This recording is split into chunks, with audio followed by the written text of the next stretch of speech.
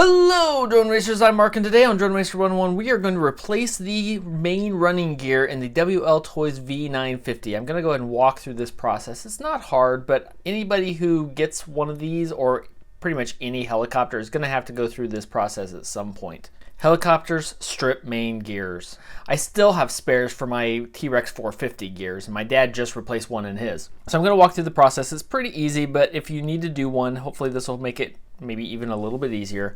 Now when I flew this, I'm not going to call it a review, we just kind of went out and played with it. I didn't realize it came with a full set of accessories at that time. We were just in a hurry and we wanted to get out there and fly it. And it includes a full main gear and new tail gears and a new tail blade and a new set of props. I've ordered a bunch more main gears too. They're really cheap, like $2 to $2.50 each. And here we're going to go install it on this one so then I can actually do a proper review of this. So this one's easier than a larger heli, mainly because there's no clutch assembly in here. And we have to do a couple things. One, there is a machine screw or a bolt that goes through here, and this comes with the Allen wrench that you're going to need to fix this. So we've got that, and that will take it off. And that, you know what, might be enough, but then we'll take the next step. So I'm going to show these because some of you have probably gotten toolkits that came with a set of these and had no idea what they are for. So if you're a quadcopter pilot, you really don't need this. And this is a servo arm remover. There might be a technical name for it. That's what I call it. So what you do is you've got these servos and they have arms on here that connect to the swash plate on the helicopter. And this is designed to go on the side there, and then this little piece pushes out, sets on the ball, and pops that off. So this makes it so you can remove these without damaging them. So for this one I need to move it so the blades are not in the way. Slide that on there. You do want to make sure you get it lined up properly, or else you can actually cause more damage with this. Get it on there, but it will just kind of set on that ball. You want to make sure when you take these off you don't twist them, because they will twist around, and the length is very important. Now if you don't have one of those, you don't really need it. You can always just grab it with your fingernails and pull it off. It's just a little bit harder to do. There we go. But see, there's the part of the problem. I twisted it in the process there. These will stay lined up so you're okay. And when you reattach these, you'll want to pop them back on. Make sure you don't get them twisted again. This piece in the back here is holding this in place so it doesn't twist around. But you want to connect to these three outside points that are 180 degrees off, right? This is 181, yeah. Those angles can actually vary depending on the helicopter, but not to these other points here on the inside. You do not need to detach these from the top with the blades. Those are just fine. So there, now we've gotten those off. So if you look on this side has a nut on it. The other side we were looking at had the bolt that goes through there. We'll turn this around. So now I'll just remove this. This goes all the way through the metal shaft. So see, one of these actually did come off. I'm gonna have to be very careful and make sure I get it put back on the right way. But for now what we can do is pull this main gear down, theoretically.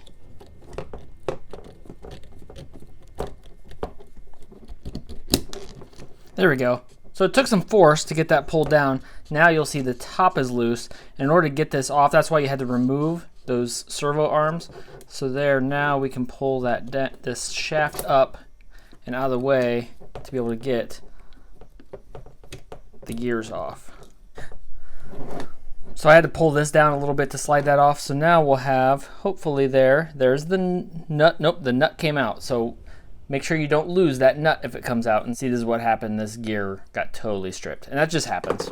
So here's the replacement. It has good gears on it. So we'll put this nut in. So you can see this is a lock nut. So this is directional. You want to put the large size, I guess, on the inside.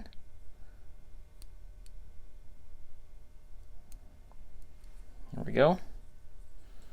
Gonna keep that up for now. Slide this in here. You could remove this landing gear, but it's not too hard to get in there. My nut popped off. So now we'll put this back out, slide the shaft back down, there we go. Slide that back up here.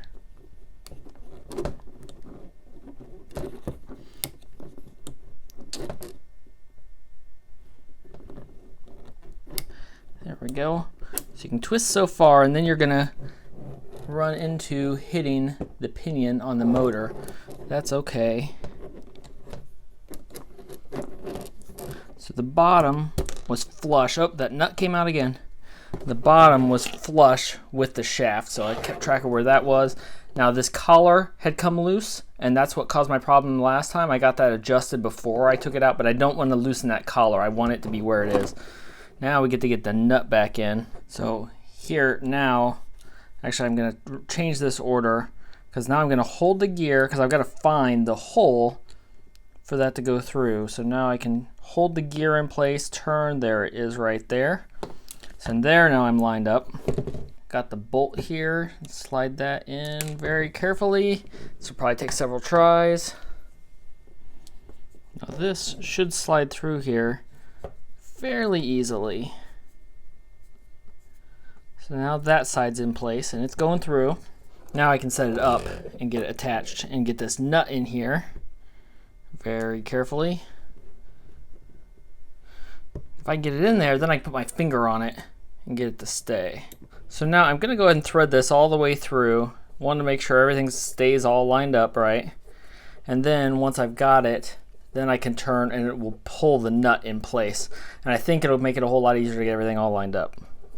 So there, now I'm all the way in, but without the nut in there, it will just turn freely. So now I can get the nut in on the other side, get it lined up, and it will just tighten down.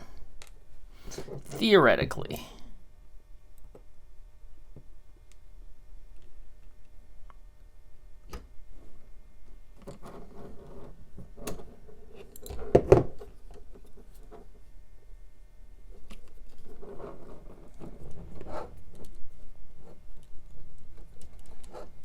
There, now as I'm turning this, I can feel it just pulling the nut into its socket.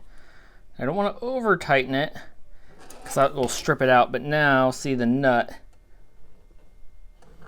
But there, now you can see the nut is all in place. So there we go.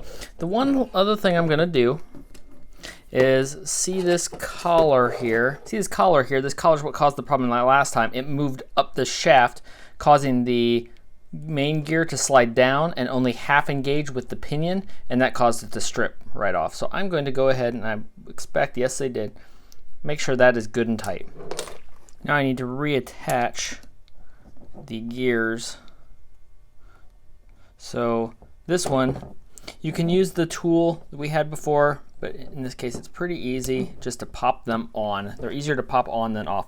I'm also going to look and see how they are connected in this case. So it is in, on this one, the second hole, which has a little bit of wear on it. And again, I'm being careful not to let this thing turn, because if it does, these are usually directional, so they will pop on and off easier one way than the other if they get around backwards. It could be very difficult to put on and you could ruin it. So here though, I'll just put that on and it just pops right on. Same thing for this last one. There we go. There we go.